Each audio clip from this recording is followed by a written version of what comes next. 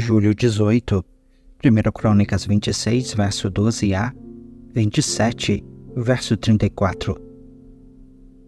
Essas divisões de guardas das portas foram feitas conforme os chefes de suas famílias. Os guardas, como os outros levitas, serviam na casa do Senhor. Foram encarregados de guardar as portas por sorteio, de acordo com as famílias, sem levar em conta idade ou treinamento. Meselemias e seu grupo ficaram responsáveis pela porta leste. Seu filho Zacarias, conselheiro de grande sabedoria, ficou responsável pela porta norte. Obed-edom ficou responsável pela porta sul, e seus filhos pelo depósito. Supim e Oza ficaram responsáveis pela parte oeste e pela passagem que dava para o templo. O serviço dos guardas foi dividido de forma igual. Todos os dias, 6 levitas ficavam encarregados da porta leste, 4 da porta norte, 4 da porta sul e 2 duplas do depósito. Cada dia, 6 ficavam encarregados da porta oeste, 4 da passagem que dava para o templo e 2 do pátio. Essas foram as divisões dos guardas das portas dos clãs de Coré e de Merari. Outros levitas, sob a liderança de Aías, eram encarregados dos tesouros da casa de Deus e dos depósitos onde ficavam os objetos consagrados. Da família de Libni, no clã de Gerson, Jeiel era o chefe. Os filhos de Jeiel, Getã e seu irmão Joel eram encarregados dos tesouros da casa do Senhor. Os líderes descendentes de Arão, de Izar, de Hebron e de Uziel foram: do clã de Arão, Sebuel foi descendente de Gerson, filho de Moisés. Era o oficial encarregado dos tesouros. Suas gerações de parentes por parte de Eliezer foram Reabias, Jesaías, Jorão, Zicre e Selemote. Selemote e seus parentes eram encarregados dos tesouros que o rei Davi, os chefes das famílias e os generais e capitães e os outros oficiais do exército haviam dedicado ao Senhor. Esses homens dedicaram parte dos despojos que haviam obtido nas batalhas para a manutenção da casa do Senhor. Selemote e seus parentes também cuidavam de todas as ofertas dedicadas ao Senhor pelo vidente Samuel, por Saul, filho de Quis, por Abner, filho de Ner, e por Joabe, filho de Zeruia. Eram responsáveis ainda pelas demais ofertas dedicadas ao Senhor. Do clã de Izar, Quenanias e seus filhos receberam as responsabilidades administrativas de Israel como oficiais e juízes. Do clã de Hebron, Asabias e seus parentes, 1.700 homens capazes, foram encarregados das terras israelitas a oeste do rio Jordão. Eram responsáveis por todas as questões relacionadas ao serviço do Senhor e do rei nessa região. Também do clã de Hebron, Gerias era o chefe dos Hebronitas, de acordo com os registros genealógicos. No 40º ano do reinado de Davi, fez-se uma busca nos registros e foram encontrados homens capazes do clã de Hebron e Jazer, na terra de Gileade. Havia 2.700 homens capazes e chefes de família entre os parentes de Gerias. O rei Davi os enviou para o lado leste do Jordão e os encarregou das tribos de Rubem e Gade e da meia tribo de Manassés. Eram responsáveis por todas as questões relacionadas a Deus e ao rei. Esta é a lista dos israelitas, chefes de família, generais e capitães que serviam o rei na supervisão das divisões do exército de serviço a cada mês do ano. Cada divisão tinha 24.000 homens e servia durante um mês. Jazobeão, filho de Zabdiel, era comandante da primeira divisão de 24.000 homens de serviço durante o primeiro mês. Era descendente de Pérez e chefe de todos os oficiais do exército para o primeiro mês. Dodai, descendente de Aoi, era comandante da segunda divisão, de 24.000 homens, de serviço durante o segundo mês. Miclote era o chefe da divisão. Benaia, filho do sacerdote Joiada, era comandante da 3ª divisão de 24.000 homens de serviço durante o 3º mês. Esse Benaia comandou o grupo militar de elite de Davi, conhecido como os 30. Seu filho Amizabade era o chefe da divisão. Azael, irmão de Joabe, era comandante da 4ª divisão de 24.000 homens de serviço durante o 4º mês. Azael foi sucedido por seu filho Zebadias. Sama, o Israelita, era comandante da 5ª divisão de 24.000 homens de serviço durante o 5º mês. Ira, filho de Iques, de Tecoa, era comandante da 6ª divisão de 24.000 homens de serviço durante o 6º mês. Elis, de Pelon, descendente de Efraim, era comandante da 7ª divisão de 24.000 homens de serviço durante o 7º mês. Sibecai, de Uzate, descendente de Zera, era comandante da 8ª divisão de 24.000 homens de serviço durante o 8º mês.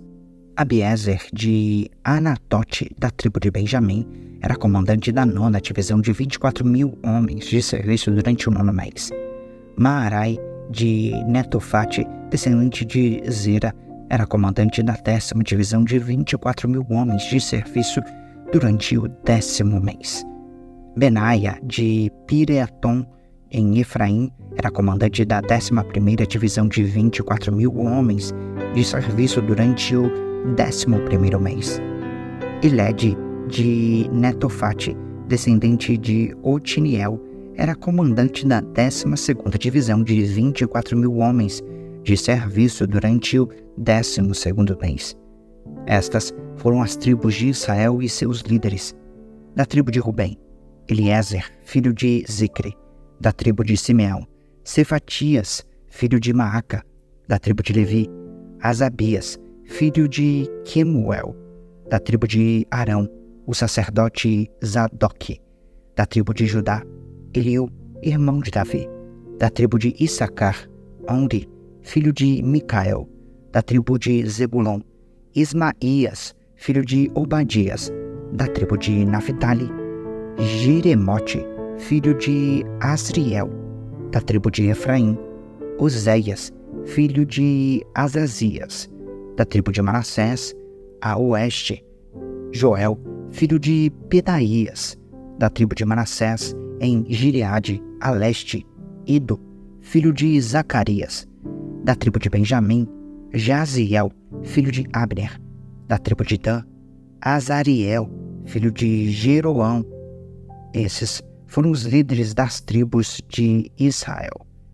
Quando Davi fez o censo, não contou os que tinham menos de 20 anos, pois o Senhor havia prometido que os israelitas seriam numerosos como as estrelas do céu. Joabe, filho de Zeruia, começou o censo, mas nunca o terminou, porque a ira de Deus caiu sobre Israel. O número total nunca foi anotado nos registros oficiais do rei Davi. Asmavete, filho de Adiel, era encarregado dos depósitos do palácio. Jonatas, filho de Uzias, era encarregado dos depósitos nos campos, nas cidades, nos povoados e nas fortalezas. Esri, filho de Quilube, era encarregado dos trabalhadores nos campos que cultivavam as terras. Simei, de Ramá, era encarregado dos vinhedos. Zabdi, de Sifá, era encarregado das uvas e do fornecimento de vinho.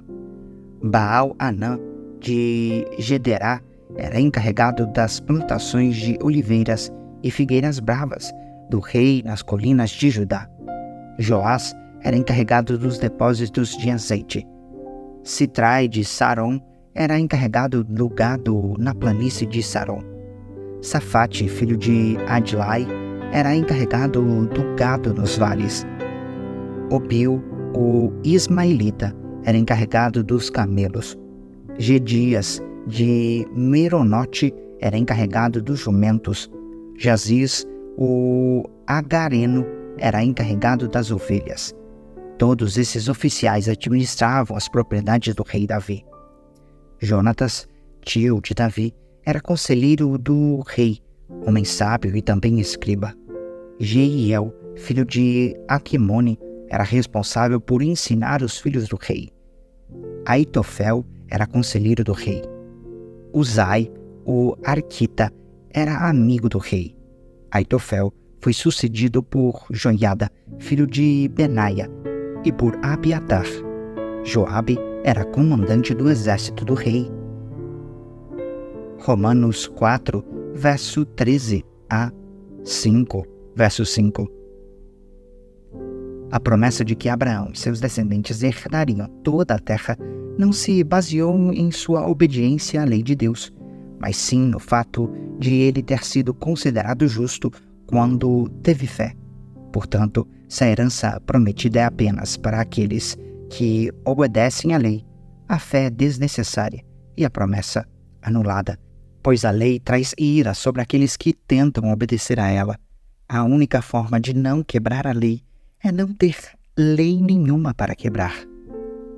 É por isso que a promessa vem pela fé, para que ela seja segundo a graça e assim alcance toda a descendência de Abraão, não somente os que vivem sobre a lei, mas todos que têm fé, como a que teve Abraão, pois ele é o pai de todos que creem, conforme aparece nas Escrituras.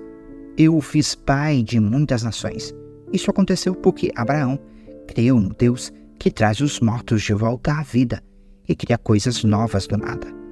Mesmo quando não havia motivo para ter esperança, Abraão a manteve, crendo que se tornaria o pai de muitas nações, pois Deus lhe tinha dito: esse é o número de descendentes que você terá. E sua fé não se enfraqueceu, embora ele soubesse que, aos 100 anos, seu corpo, bem como o ventre de Sara, já não tinham vigor. Em nenhum momento, a fé de Abraão na promessa de Deus vacilou. Na verdade, ela se fortaleceu, e com isso, ele deu glória a Deus. Abraão estava plenamente convicto de que Deus é poderoso para cumprir tudo o que promete. Por isso, por sua fé, ele foi considerado justo. E quando Deus considerou Abraão justo, não o fez apenas para benefício dele.